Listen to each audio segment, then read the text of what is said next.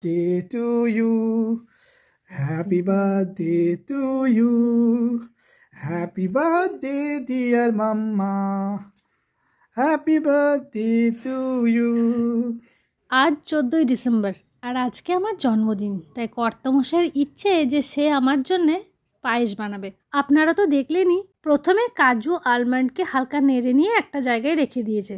এবার 150 গ্রাম মতো নেওয়া হয়েছে গোবিন্দভোগ চাল। ঘি দিয়ে হালকা করে চালগুলোকে ভেজে নেওয়া হয়েছে। বেশি ভাজলে কিন্তু হবে না, তাহলে কিন্তু সিদ্ধ হবে না। কর্তামশাইয়ের দুধ ঢালার কায়দাটা দেখলেন? ঠিক যেরকম চায়ের দোকানে দুধ ঢালা হয়। এখানে আরও একটি পাত্রেও 50 গ্রাম মতো গুঁড়ো দুধ ফুটন্ত দুধে মিশিয়ে দিল। কালার যাতে ভালো হয় তাই জন্য কিন্তু একটু পরিমাণ কেশরও দেওয়া হলো। যেহেতু কর্তামশাই একটু ক্ষীর পায়েস পছন্দ করে, তাই জন্য কিন্তু 150 গ্রাম চালে 1.5 কিলো মতো দুধ নিয়েছিল। এখন কয়েক টুকরো এলাচ গুঁড়ো করে দেওয়া হলো আর দেওয়া হলো ভেজে রাখা চাল।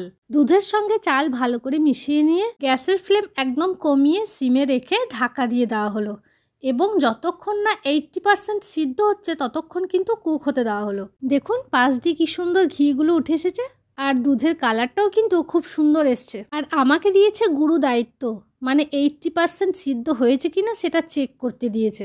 দেখুন হালকা একটুখানি শক্ত আছে, এইরকমই কিন্তু থাকবে। এরপর কিন্তু চিনি দেবার পালা। যেহেতু আমরা 150 গ্রাম চালের জন্য 1.5 কিলো দুধ নিয়েছিলাম, তাই জন্য কিন্তু চিনিটা 200 গ্রাম মতো দিয়েছি। এই জন্য কিন্তু মিষ্টির পরিমাণ একদম পারফেক্ট এসেছিল।